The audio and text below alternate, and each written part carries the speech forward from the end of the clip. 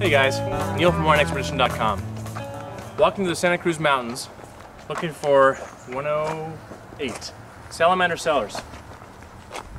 I know this is the spot because there's a salamander.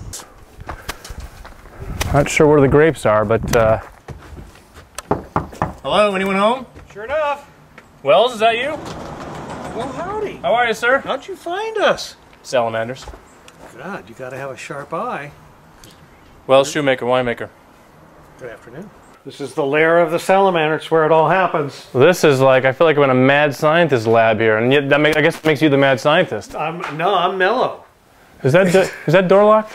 Okay, I guess we're okay. Yeah, no madness, no anger, just happiness here. And lots of salamanders or lizards or iguanas or something. In Aptos, they're everywhere. Nice. In fact, they're famous. Now, I understand that one of the reasons you decided to call it salamander is that when you came here and decided to put a winery here, you realized that there was some guests already present in the building. There are, underneath almost every rock and every log, there's salamanders. There's 4 or 5 different kinds here.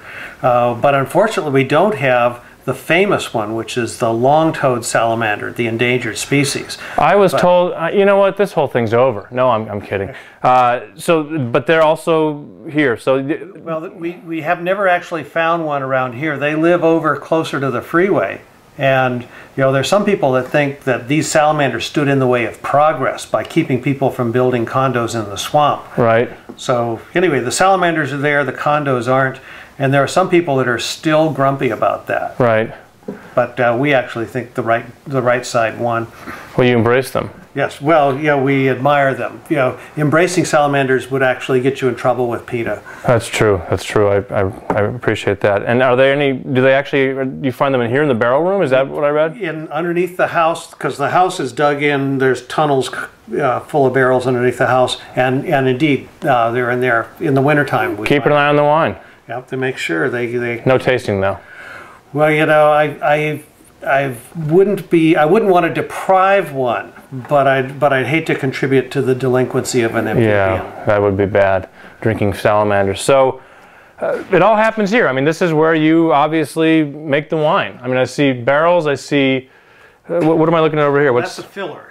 That's the stainless steel cow. So do you actually bottle the wine right here? We bottle most of our wine here. We bottle a fair amount over at Bargetto because there are 2 things that we don't have here. And one is an automated bottling line and the other is a forklift. I mean, here I'm the forklift and the parts are wearing out. Fair enough. Fair enough. So, and I see a lot of ribbons hanging up here. Well, that's mostly to hide the spider webs. Fair enough. But it looks like they're from various fairs and wine competitions. This is our 25th commercial harvest this fall in 2009. So over the years we've accumulated a few, and when they finally get enough spider debris on them, we take them down and replace them with new ones. And you've been making wine for 25 years? Commercially, about 7 years amateur before that. So it's over 30 years if I do the start to finish. If I do, and I'm a married man with a wife at home, but I must say you look pretty good for a man who's been making wine for 30 years, but maybe that's because you've been making wine for 30 years. You know, I co-authored one of the books on the French paradox. It's supposed to make you live longer, but you know, the one thing that you can't talk about and you can't advertise in public is it makes you live better as well. I believe that completely.